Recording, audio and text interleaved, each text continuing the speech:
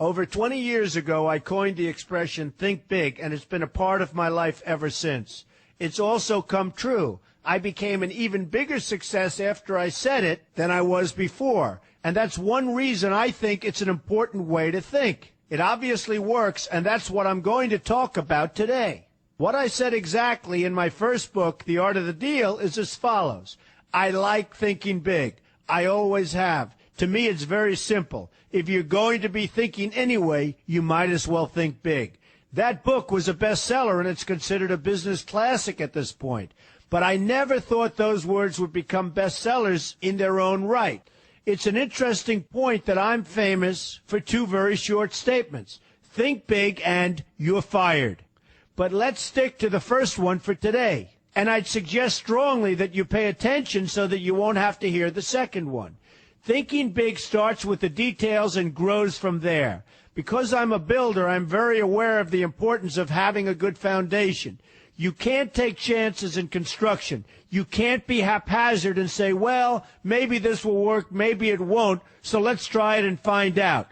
Because a lot of people will be at risk. I have to know if something will work or not. Every inch has to be accounted for. In other words, thinking big starts with being thorough. So number one, be thorough. Don't count on happenstance to get you anywhere because it won't.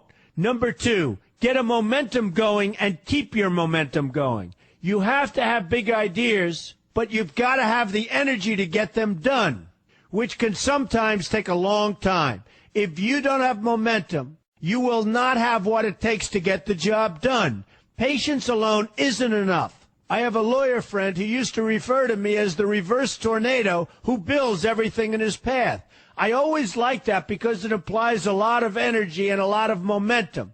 And that's exactly what it takes to get anything done. So keep your momentum going.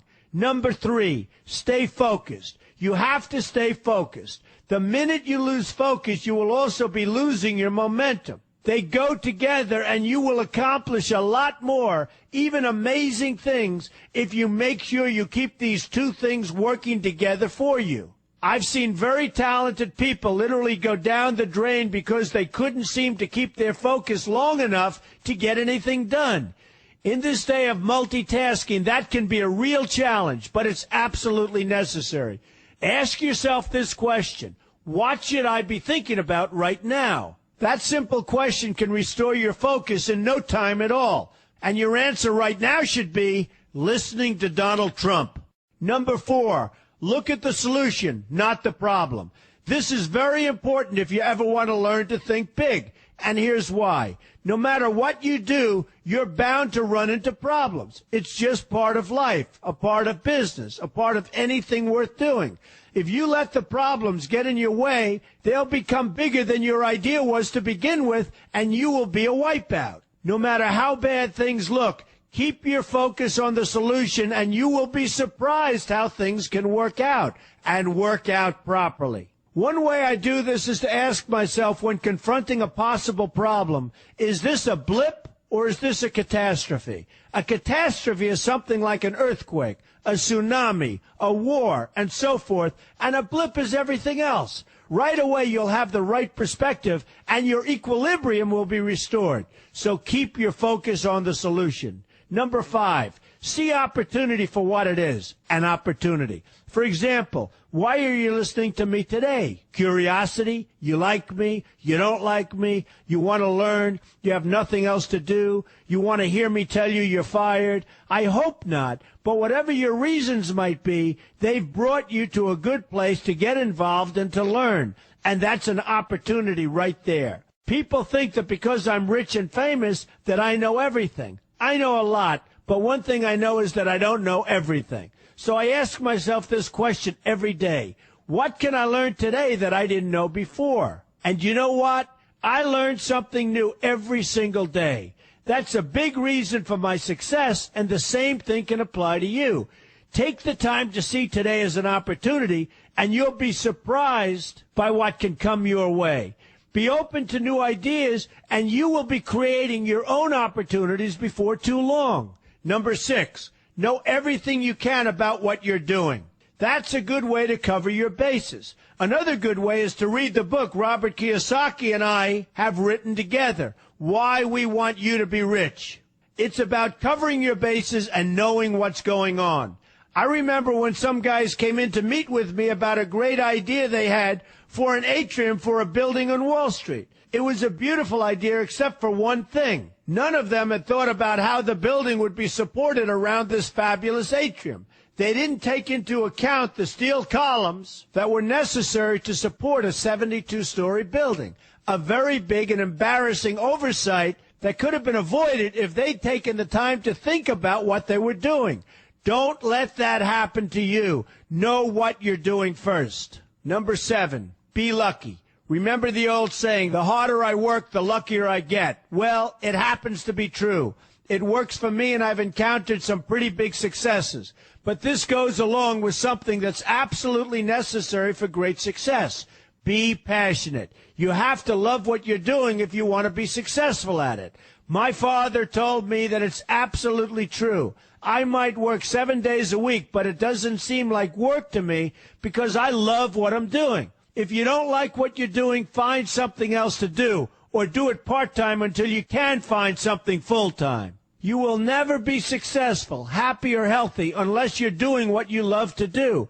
That's just the way it is. So give it some thought. In fact, give it a lot of thought. For example, if you're feeling frustrated, there are 2 ways to look at the situation.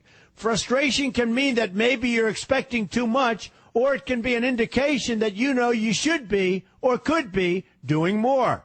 Use frustration as a motivator. Use it to get where you want to go instead of staying where you don't want to be. But above all, be passionate. That's the fast track to success, no matter what your interests are. Number 8, see yourself as victorious. That can zap negativity immediately and put a positive spin on problems. I've gotten to the point where I see problems as challenges that I'll enjoy meeting and dealing with. My point here is that no matter what you do, you will encounter problems. Why not see them as challenges instead and know that you are more capable of dealing with them? That's positive thinking with a realistic slant.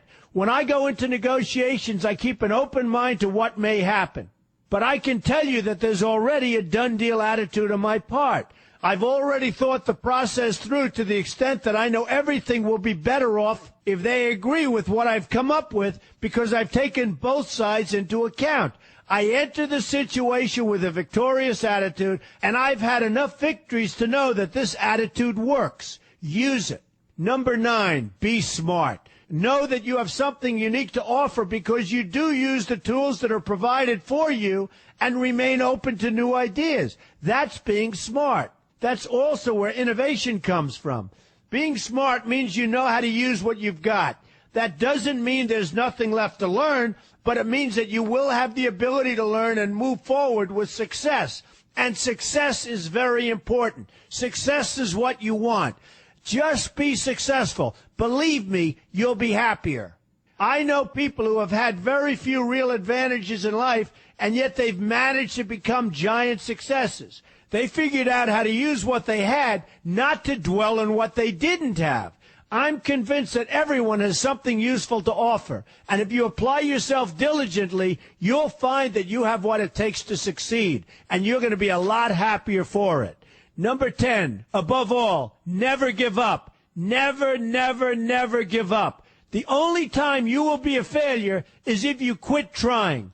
Only losers quit. The biggest losers in the world are quitters. Winners keep on going. So whatever you do, never give up. My father always used to harp, never give up, son, never give up. Don't ever quit. I never want to see you give up or quit. Well, my father was a smart guy, and I listened to him.